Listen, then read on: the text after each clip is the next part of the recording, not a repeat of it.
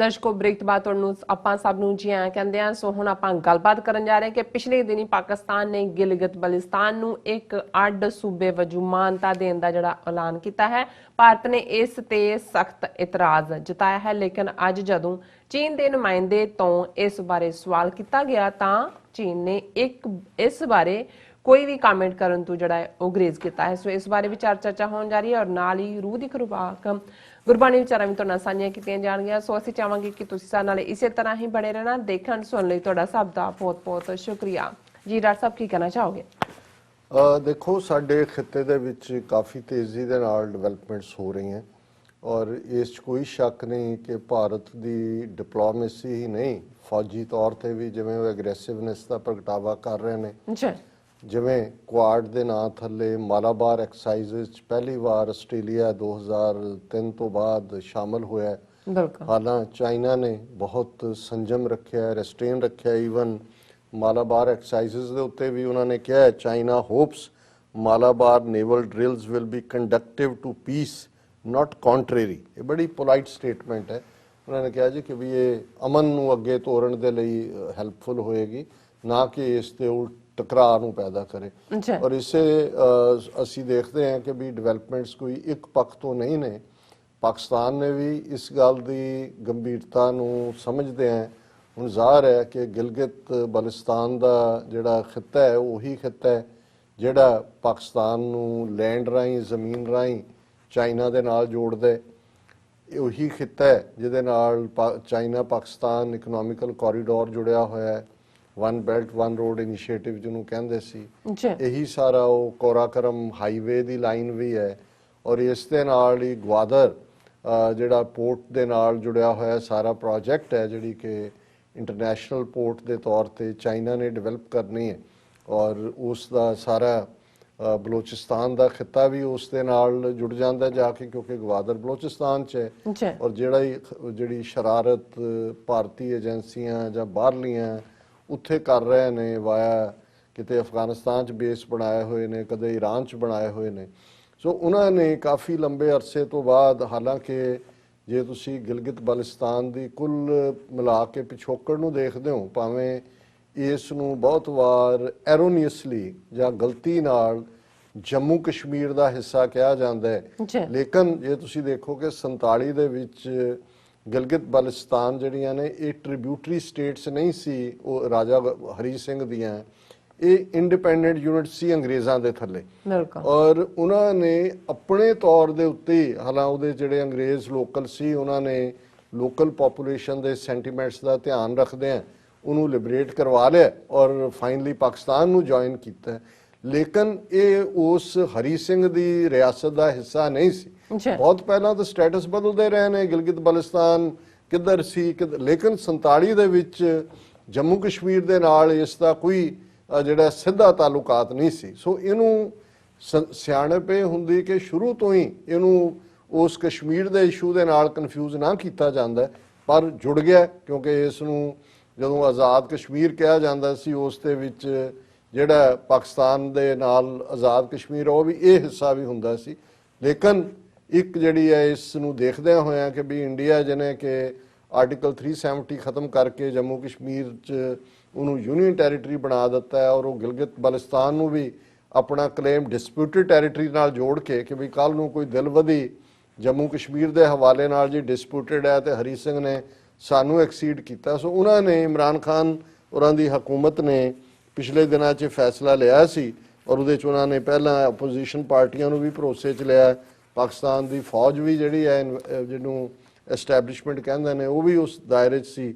ਔਰ ਫਿਰ ਉਹਨਾਂ ਨੇ ਇਹ 2 ਨਵੰਬਰ ਨੂੰ ਹੀ ਅਨਾਊਂਸ ਕੀਤਾ Gilgit Baltistan to be a full province. Pakistan prime minister ਉਹਨਾਂ ਨੇ ਕੋਈ ਟਾਈਮ ਲਾਈਨ ਤਾਂ ਨਹੀਂ ਦਿੱਤੀ, ਪਰ ਉਹਨਾਂ ਨੇ ਇਹ ਕਿਹਾ ਕਿ ਬਈ ਇਹ ਅਸੀਂ ਇਸੇ ਤਰ੍ਹਾਂ ਸੁਪਰੀਮ ਕੋਰਟ ਦੇ ਫੈਸਲੇ ਥੱਲੇ ਉੱਥੇ ਇਲੈਕਸ਼ਨਾਂ ਹੋ ਰਹੀਆਂ ਨੇ, ਚੋਣਾਂ ਵੀ ਹੋ ਰਹੀਆਂ, ਪਰ ਉਹਨਾਂ ਨੇ ਜਿਵੇਂ ਪਾਕਿਸਤਾਨ ਦੇ ਦੂਸਰੇ 4 ਸੂਬੇ ਨੇ ਇਵੇਂ ਹੀ ਗਿਲਗਿਤ ਬਾਲਿਸਤਾਨ ਨੂੰ ਜਿਹੜਾ ਉਹ ਆਪਣਾ ਹਿੱਸਾ ਬਣਾ ਰਿਹਾ। ਜਿਵੇਂ ਉਸ ਤੋਂ ਪਹਿਲਾਂ ਅਸੀਂ ਦੇਖਦੇ ਹਾਂ ਕਿ ਵੀ ਇਹ ਉਹਨਾਂ ਨੇ ਇਸ ਗੱਲ ਨੂੰ ਉਹਨਾਂ ਨੇ ਇਸ 'ਚ ਵੀ ਕਲੀਅਰ ਕੀਤਾ ਕਿ we have decided to grant provisional provincial status to Gilgit-Baltistan, which was a long standing demand ਕਿ ਜਿਹੜੀ ਲੋਕਾਂ ਦੀ ਡਿਮਾਂਡ ਸੀ ਉਸ ਦੇ ਥੱਲੇ ਅਸੀਂ ਕੀਤਾ ਔਰ ਇਸ ਦੇ ਉੱਤੇ ਭਾਰਤ ਸਰਕਾਰ ਨੇ ਉਹਨਾਂ ਦੀ ਫੋਰਨ ਮਿਨਿਸਟਰੀ ਨੇ ਜਿਹੜਾ ਹੈ ਉਸ ਦੇ ਉੱਤੇ ਉਹਨਾਂ ਨੇ ਪ੍ਰੋਟੈਸਟ ਕੀਤਾ।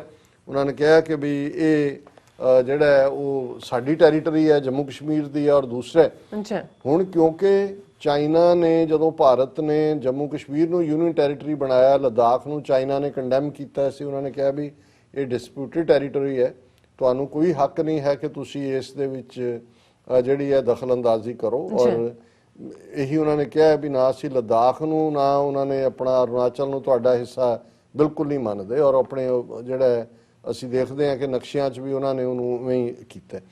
ਹੁਣ ਜਦੋਂ ਗਿਲਗਿਤ ਬਲਟਿਸਤਾਨ ਨੂੰ ਐਜ਼ ਏ ਪ੍ਰੋਵਿੰਸ਼ੀਅਲ ਜਿਹੜਾ ਐਜ਼ ਏ ਪ੍ਰੋਵਿੰਸ ਉਸ ਨੂੰ ਸਟੇਟਸ ਦਿੱਤਾ ਤੇ ਇੰਡੀਅਨਸ ਭੜਕੇ ਉਹਨਾਂ ਨੇ ਆਫੀਸ਼ੀਅਲ ਵੀ ਪ੍ਰੋਟੈਸਟ ਕੀਤਾ ਔਰ ਚਾਈਨਾ ਨੂੰ ਉਹਨਾਂ ਨੇ ਇਹ ਸਵਾਲ ਕੀਤਾ ਕਿ ਵੀ ਇਹਦੇ ਤੇ ਤੁਹਾਡਾ ਕੀ ਸਟੈਂਡ। ਔਰ ਇਹਨਾਂ ਦੇ ਆਪਣੇ ਹੀ ਏਜੰਸੀਆਂ ਦੀ ਖਬਰ ਹੈ China refrains from opposing Pakistan's Gilgit Baltistan move. ਔਰ ਉਹਨਾਂ ਨੇ ਕਿਹਾ ਜੀ it's in contrast to its strong reaction to India's Jammu and Kashmir reorganisation move last year. ਔਰ ਅੱਜ ਇਹਨਾਂ ਨੇ ਸਵਾਲ ਵੀ ਜਿਹੜਾ ਹੈ ਆਪਣੇ ਇੱਕ ਪੱਤਰਕਾਰ ਤੋਂ ਪੁੱਛਵਾਇਆ ਤੇ ਉਹਨਾਂ ਦੇ ਚਾਈਨਾ ਦੇ ਸਪੋਕਸਪਰਸਨ ਜਿਹੜੇ ਨੇ ਆਫੀਸ਼ੀਅਲ ਵੈਂਗ ਵੈਨਬਿਨ ਉਹਨਾਂ ਨੇ ਕਿਹਾ it is an issue left over from history between India and Pakistan, it should be resolved peacefully and properly according to the charter, relevant UN Security Council resolutions and bilateral agreements।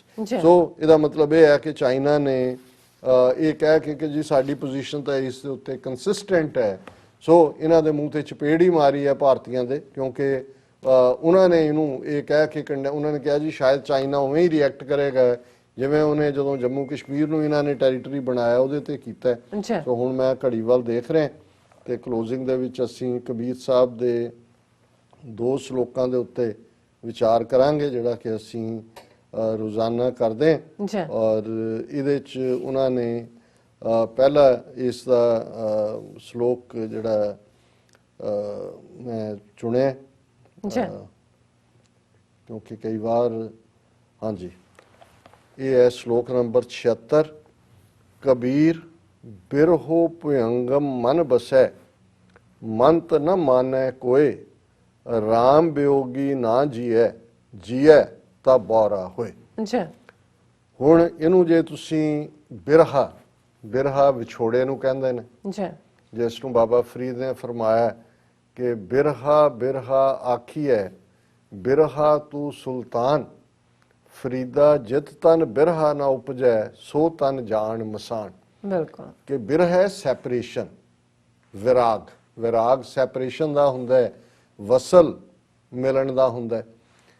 ਹੁਣ ਬਾਬਾ ਫਰੀਦ ਕਹਿੰਦੇ ਨੇ ਕਿ ਭਾਈ ਜਿਸ ਵਜੂਦ ਦੇ ਅੰਦਰ ਜਿਸ ਸਰੀਰ ਦੇ ਅੰਦਰ ਰੱਬ ਤੋਂ ਵਿਛੜਨ ਦੀ ਪੀੜ ਨਹੀਂ ਹੈ, ਬਿਰਹਾ ਨਹੀਂ ਹੈ, ਜੇ ਪੀੜ ਉੱਠੇਗੀ ਤੇ ਵਸਲ ਦੇ ਲਈ ਤੁਸੀਂ ਯਤਨ ਕਰੋਗੇ, ਮਿਲਣ ਦੇ ਲਈ ਇਬਾਦਤ ਉਸ ਦੀ ਯਾਦ ਦੇ ਵਿੱਚ ਜੁੜੋਗੇ। ਔਰ ਇਸ ਨੂੰ ਬਾਬਾ ਕਬੀਰ ਸੱਪ ਵਾਂਗ ਕਹਿੰਦੇ ਨੇ ਕਿ ਵੀ ਜਿਵੇਂ ਸੱਪ ਜਦੋਂ ਡੰਗ ਮਾਰਦਾ ਹੈ ਕਿੰਨੀ ਤਕਲੀਫ ਹੁੰਦੀ ਹੈ, ਇਵੇਂ ਵਿਛੋੜੇ ਦੀ ਪੀੜ ਹੈ। ਕਬੀਰ ਬਿਰਹੋ ਭੁਯੰਗਮ ਮਨ ਬਸੈ, ਮੰਤ ਨਾ ਮਾਨੈ ਕੋਈ, ਕਿ ਮੇਰੇ ਮਨ ਅੰਦਰ ਉਸ ਵਿਛੋੜੇ ਦੀ, ਰੱਬ ਤੋਂ ਵਿਛੜਨ ਦੀ ਇੰਨੀ ਕੁ ਤੜਪ ਹੈ, ਇੰਨੀ ਕੁ ਉਸ ਤੜਪ ਦੀ ਪੀੜ ਹੈ ਮਾਨੋ ਸੱਪ ਦਾ ਡੰਗ ਵੱਜਾ ਹੋਏ। ਹੁਣ ਇਹ ਵੀ ਉਸ ਖਿੱਤੇ ਦੇ ਵਿੱਚ ਰਿਹਾ ਹੈ। ਕੁਝ ਲੋਕ ਅੱਜ ਵੀ ਮੰਨਦੇ ਨੇ ਕਿ ਜੀ ਇਹ ਫਲਾਣਿਆਂ ਦੇ ਕੋਲ ਜੇ ਸੱਪ ਨੇ ਡੰਗ ਲਿਆ ਹੋਏ ਤੇ ਉਹਨਾਂ ਨੂੰ ਮੰਤਰੀ ਕਹਿੰਦੇ ਸੀ ਕਿ ਵੀ ਉਹ ਆ ਕੇ ਮੰਤਰ ਪੜ੍ਹਦਾ ਤੇ ਉਹਦਾ ਜ਼ਹਿਰ ਖਤਮ ਹੋ ਜਾਂਦਾ। ਕੁਝ ਤਾਂ ਚਲੋ ਜ਼ੁਬਾਨ ਦੇ ਨਾਲ ਉਹਨੂੰ ਚੂਸ ਕੇ ਅੰਦਰ ਨਹੀਂ ਸੀ, ਬਾਹਰ ਸੁੱਟ ਦਿੰਦੇ ਸੀ ਉਹਦਾ, ਲੇਕਿਨ ਇਹ ਆਮ ਸੀ ਕਿ ਔਰ ਇਹ ਉਹਨਾਂ ਦੀ ਪੋਇਟਰੀ 'ਚ ਇਸ ਤੇ ਇਸਤੇਮਾਲ ਹੁੰਦਾ ਹੈ ਕਿ ਭਾਈ ਇਹ ਜਿਹੜਾ ਹੈ ਮੰਤਰੀ ਕੀ ਹੁੰਦੇ ਨੇ। ਸੁਖਬੀਰ ਸਾਹਿਬ ਕਹਿੰਦੇ ਨੇ ਵੀ ਪਰ ਇਹ ਜਿਹੜਾ ਮੈਨੂੰ ਡੰਗ ਵੱਜਾ ਹੋਇਆ ਹੈ ਇਹ ਕਿਸੇ ਮੰਤਰੀ ਦੇ ਮੰਤਰ ਨਾਲ ਸੱਪ ਦਾ ਜ਼ਹਿਰ ਠੀਕ ਹੋਣ ਵਾਲਾ ਨਹੀਂ ਹੈ, ਬਿਰਹਾ ਦੇ ਸੱਪ ਦਾ। ਕਬੀਰ ਬਿਰਹੋ ਭੁਯੰਗਮ ਮਨ ਬਸੈ, ਮੰਤ ਨਾ ਮਾਨੈ ਕੋਈ, ਕੋਈ ਮੰਤਰ ਐਸਾ ਨਹੀਂ ਹੈ ਜਿਹੜਾ ਮੇਰੇ ਇਸ ਬਿਰਹੋਂ ਦਾ ਜਿਹੜਾ ਡੰਗ ਵੱਜਾ ਹੈ ਇਸ ਦਾ ਇਲਾਜ ਕਰ ਸਕੇ। ਰਾਮ ਬਿਯੋਗੀ ਨਾ ਜੀਐ, ਜੀਐ ਤਾਂ ਬੌਰਾ ਹੋਏ, ਕਿ ਮੈਂ ਜਿਉ ਹੀ ਨਹੀਂ ਸਕਦਾ ਰਾਮ ਦੇ ਵਿਜੋਗ ਦੇ ਨਾਲ, ਰੱਬ ਤੋਂ ਵਿਛੜ ਕੇ ਮੈਂ ਜੀ ਨਹੀਂ ਸਕਦਾ।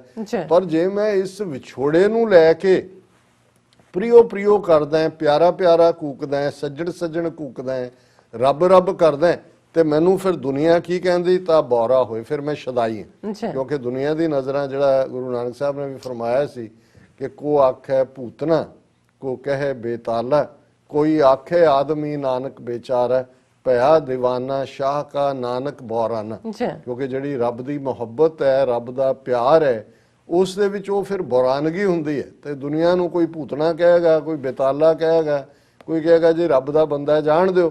ਪਰ ਇਹ ਜਿਹੜਾ ਸ਼ਾਹ ਦਾ ਰੱਬ ਦੇ ਪਿਆਰ ਦੇ ਵਿੱਚ ਬੌਰਾ ਹੋਣਾ, ਵਿਰਾਗ ਹੋਣਾ, ਦੀਵਾਨਾ ਹੋਣਾ, ਇਸ ਨੂੰ ਉਹੀ ਸਮਝ ਸਕਦਾ ਹੈ ਜਿਹੜਾ ਖੁਦ ਦੀਵਾਨਾ ਹੈ। ਆਮ ਲੋਕਾਂ ਦੇ ਲਈ ਤਾਂ ਇਸ ਦਾ ਕੋਈ ਹੈ ਹੀ ਨਹੀਂ, ਸਮਝ ਤਾਂ ਦੂਰ ਦੀ ਗੱਲ, ਉਹਨਾਂ ਲਈ ਤਾਂ ਮਜ਼ਾਕ ਦਾ ਪਾਤਰ ਹੁੰਦਾ ਹੈ। ਫਿਰ ਦੂਸਰਾ ਸ਼ਲੋਕ ਕਬੀਰ ਸਾਹਿਬ ਦਾ, ਕਬੀਰ ਪਾਰਸ ਚੰਦਨ ਹੈ ਤਿਨ ਹੈ ਏਕ ਸੁਗੰਧ, ਤਹ ਮਿਲ तेऊ उत्तम बहे लो काठ निर्गंध। हुण दो चीज़ां दा उन्हां ने हवाला दिता है।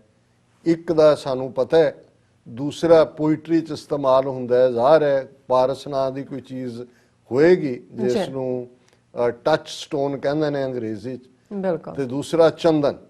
हुण ये भी है कि ओए भी चंदन होए रहे बसें जो चंदन पास, चंदन सैंडलवुड ਉਸ ਦੀ ਖੁਸ਼ਬੂ। ਔਰ ਇਹ ਹੁੰਦਾ ਹੈ ਕਿ ਜਿੱਥੇ ਚੰਦਨ ਦੇ ਦਰਖਤ ਹੁੰਦੇ ਨੇ ਉਹਨਾਂ ਦੇ ਨਾਲ ਦੇ ਜਿਹੜੇ ਜੰਗਲ ਵੀ ਨੇ, ਜਿਹੜੇ ਭਾਵੇਂ ਉਹ ਚੰਦਨ ਦੇ ਦਰਖਤ ਨਹੀਂ ਹੁੰਦੇ, ਉਹ ਵੀ ਖੁਸ਼ਬੂ ਨਾਲ ਭਰ ਜਾਂਦੇ ਨੇ, ਕਿਉਂਕਿ ਚੰਦਨ ਦੀ ਖੁਸ਼ਬੂ ਇੰਨੀ ਕੁ ਫੈਲਦੀ ਹੈ ਕਿ ਉਹਨਾਂ ਦੀ ਲੱਕੜ ਦੇ ਵਿੱਚ ਵੀ ਇੱਥੋਂ ਹੀ ਫਿਰ ਹੁੰਦਾ ਵੀ ਚੰਦਨ ਅਸਲੀ ਹੈ ਕਿ ਨਕਲੀ ਹੈ, ਕਿ ਜਿਹੜਾ ਨੇੜੇ ਰਹਿ ਨੇ।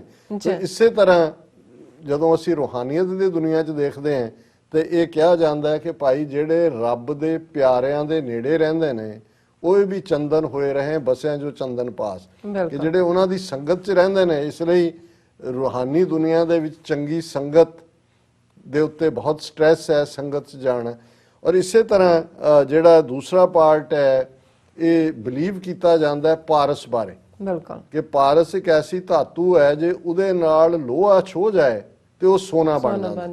ਹੁਣ ਇਹ ਭਾਵੇਂ ਹੈ ਜਾਂ ਨਹੀਂ ਹੈ, ਲੇਕਿਨ ਰੂਹਾਨੀ ਦੁਨੀਆ 'ਚ ਮੰਨਿਆ ਇਹ ਵੀ ਇਵੇਂ ਹੀ ਹੈ ਕਿ ਰੱਬ ਦੇ ਬੰਦੇ ਪਾਰਸ ਵਰਗੇ ਹੁੰਦੇ ਨੇ, ਤੇ ਜਿਹੜਾ ਉਹਨਾਂ ਦੀ ਸੰਗਤ ਦੇ ਵਿੱਚ ਰਹਿ ਭਾਵੇਂ ਲੋਹਾ ਹੀ ਹੈ ਤੇ ਉਹ ਅਲਟੀਮੇਟਲੀ ਪਾਰਸ ਬਣ ਜਾਏਗਾ। ਸੋ ਕਬੀਰ ਸਾਹਿਬ ਨੇ ਦੋਨੋਂ ਹੀ ਇਹ ਫਰਮਾਇਆ, ਕਬੀਰ ਪਾਰਸ ਚੰਦਨ ਹੈ ਤਿੰਨ ਹੈ ਏਕ ਸੁਗੰਧ, ਕਿ ਚੰਦਨ ਰੱਬ ਦੀ ਯਾਦ ਵਾਲੇ ਵੀ ਇੱਕ ਖੁਸ਼ਬੂ ਰੱਖਦੇ ਨੇ ਤੇ ਰੱਬ ਦੀ ਯਾਦ ਵਾਲੇ ਪਾਰਸ ਵਾਂਗ ਨੇ।